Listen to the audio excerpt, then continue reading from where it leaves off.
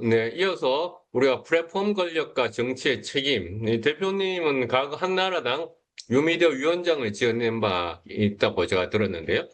뭐 최근에 그런 쿠팡 사태 보면 플랫폼이 민주주의의 도구라기보다 일종의 새로운 권력 주체로서 군림하고 있다라는 인상도 강합니다. 플랫폼 민주주의가 우리가 인터넷의 등장과 함께 진화하고 있는 것인지, 정치가 통제력을 상실한 이런 상황에서 플랫폼 식민주의가 가속화되고 있는 것인지, 이 부분에 대해서 식견을 바랍니다. 저는 공식적인 용어는 뉴미디어 위원회는 아니었고 디지털 정당 위원회라고 합니다. 그래서 아, 거기에서 예. 위원장을 맡았는데요. 같은 일은 뉴미디어 위원회와 똑같은 일을 하고 있으니까 큰 의미는 없습니다. 저는 이번 쿠팡 사태를 보면서 제가 십수년 전부터 우리 사회에 그때도 그랬고 앞으로도 이 세 가지 독점 문제, 민주주의라는 게에서 가장 큰 적은 독점 아니겠습니까? 민주주의의 가장 큰 덕은 독재고 그 다음에 거기와 같이 하는 자본주의의 가장 큰 덕은 독점인데요. 이 민주주의 국가에서 기업들이 이 독점 문제는 앞으로 심각한 문제를 양성화시킬 겁니다. 아까 다시 말씀드린 것 세 가지 이 독점, 소위 말해 기술 독점, 플랫폼 독점, 우리나라의 특수한 이 세대 독점, 이 세 가지 독점 문제를 깨지 않으면 우리 미래가 점점점 이 세 가지 구조에 함몰돼 가지고 저는 어느 정도까지 우리 사회가 발전할 수 있지만 그 순간부터 급격하게 하락할 거라고 생각하고 있고요. 이번에 쿠팡 문제는 그런 문제에서 우리 국민 전체에게 전체의 모습으로. 그러니까 쿠팡에 여러 가지 노동 문제가 있었고 독점으로서 발생한 여러 재 문제가 있었는데 그 문제는 어떻게 보면 일부 사람들처럼 여겼기 때문에 큰 이슈화가 되지 않았는데 이번에 쿠팡 정보 유출 문제 같은 경우 그리고 쿠팡이 그 이후 하는 대응 문제 같은 경우는 우리 국민 전체가 이 불이익을 볼 수 있는 문제로서 국민 전체의 이슈로 등장했죠. 그래서 이렇게 쿠팡 같은 소위 말해서 플랫폼 독점 기업들이의 문제들이 어떻게 다루고 나가야 되고 앞으로 어떻게 해야 될 건가를 아주 잘 시각화 시켜주고 의식화 시켜주는 좋은 주제로 던져졌다고 생각합니다. 저는요. 네. 그래서 일종의 사실은 이 쿠팡 사태가 디지털 계몽령으로 볼 수도 있겠네요. 저는 거기까지 뭐 그렇게 표현하기에는 좀 너무 쿠팡 사태를, 재밌게 표현하신 거라고 생각하고요.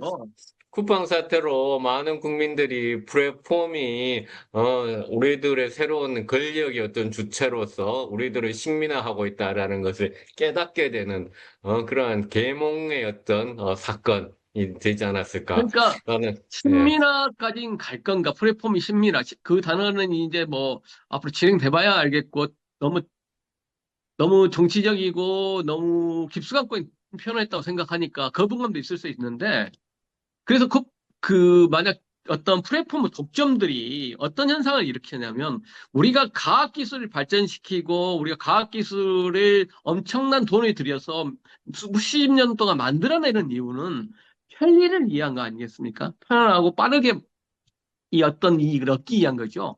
근데 초창기에는 그게 편리해요. 예. 그 사람들이 독점을 시키지 않으면서 무료로도 만들고 뭐 자기들이 돈 들여서도 만들고 국가의 세금을 가지고 인프라를 구축하는 것들까지 포함해서 우리가 조금 편리하면서 우리가 적은 비용으로 상당한 것을 많이 누리고 있다고 생각이 들죠. 그렇지만 과학기술이 점점 더 발전하고 이 플랫폼이 점점 더 그 기술력을 향상시키면서 우리는 이 편리의 노예처럼 빨려 들어가면서 그 편리를 느끼지 못하면 우리는 불편한 것처럼 느껴버리면서 이 플랫폼의 노예가 돼버리는 거죠. 다시 말하면 우리가 돈 내갖고 우리가 만든 세금을 가지고 인프라를 구축해놓고 우리는 그 편리의 노예가 돼가지고 결국에는 그 기업의 노예, 언제든지 우리는 주머니에 돈을 털 수 있는 사람으로밖에 전략 안 되고 그 사람들 그렇게 포함밖에 바라보지 않는다는 겁니다. 근데 앞으로 이런 게 더 심화되면 심화됐지 덜 심화되지 않는다는 겁니다. 예. 미국이라는 나라가 언플법이라든가 AI 국가로 가면서 엄청난 많은 재원을 투자하면서 AI 구조를 만들어내면 그 AI 구조 속에서 들어간 비용을 뽑아내기 위해서 엄청나게 극조화시킨 다음에 그것을 가격이라든가 어떤 구조에 대한 비용으로서 뽑아낼 거라는 것이죠. 그래서 미국 같은 경우도 지금 팔란티어 피터딜 같은 경우는 경쟁하지 마라, 독점화 시켜라. 라는 말을 공공연히 하는 것처럼 민주주의 국가에서 지금에 있는 테크 기업들이 대부분이 머릿속에는 그런 방향으로 나가고 있는 겁니다. 그러면 그걸 민주주의 국가에서는 그걸 계속 용납을 해야 되겠느냐? 당연히 안 해야 되죠. 그렇지만 미국 같은 경우, 우리나라 같은 경우도 이렇게 생각하는 거죠. 그러면 대안이 뭔데? 테크 기업이 갖고 있는 그 많은 인프라, 독점적인 인프라 속에서 살아왔고 그 편리를 느꼈던 사람들이 당장에 이게 없어진다면 그건 누구한테 피해지? 라고 반문했을 경우에 할 말이 없어진다는 거죠. 그래서 처음부터 우리는 이 독점 구조를 깨기 위해 인프라를 두 가지 방향, 세 가지 방향으로 구사해야 되고 또 그것을 제도화 시켜야 된다는 거죠. 독점을 막을 수 있는 제도화.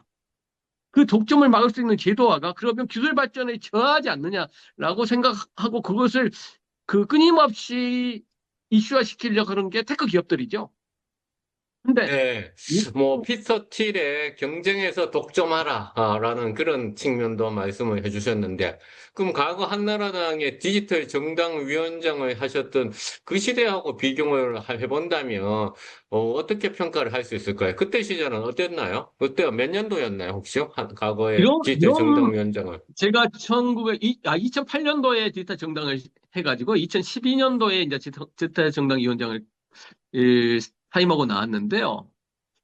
그때가 이제 우리나라의 소위 모바일 시대로 넘어가는 SNS가 시작할 때의 집권 여당의 디지털 정책, 뉴미디어 정책을 총괄했던 사람입니다. 그래서 저의 항상 그때의 생각은 그랬죠. 우리가 그때 이제 인터넷 시대가 시작하면서 개방과 참여와 2008년도 SNS 시작되면서 그 개방과 참여가 더욱더 구체적으로 확대됐고, 그 다음에 공유 시대가 시작되면서, 특히 유튜브가 활성화되면서 공유 경제 개념까지 등장하면서 유튜브의 컨텐츠들이 폭발적으로 늘어났지 않겠습니까? 또 과학기술의 발전, 그게 인터넷 시대, 모바일 시대, 이러고 이어지는 과학기술의 발전은 우리의 집단지성을 점점 더 활성화시켜 개방과 참여와 공유한 정신을 활성화시켜갖고 집단 지성을 넓혀서 우리가 해결하지 못하는 제 문제들을 모든 사람이 참여해가지고 풀어낼 수 있다. 그럼으로써 우리 사회는 발전할 것이다. 그리고 민주주의는 발전할 것이다. 라는 나름대로 확신과 그런 방향들이 있었습니다. 근데 이게 2010년 중반들을 넘어가면서 과학기술이 고도화되고 빅데이터가 고도화되면서 특히 2017년 헬스 알고리즘도 나오면서 지금의 AI 시대까지 한 7, 8년, 많게는 10년 동안에 과학기술의 발전은 우리가 추구했던 어떤 공유와 참여과 이런 초기의 과학기술의 정신을 역으로 어떤 역진 현상이 나타나고 있다고 생각해요. 그 역진 현상을 표현한다면 유튜브에서 나타나는 학빙 편향 같은 경우죠.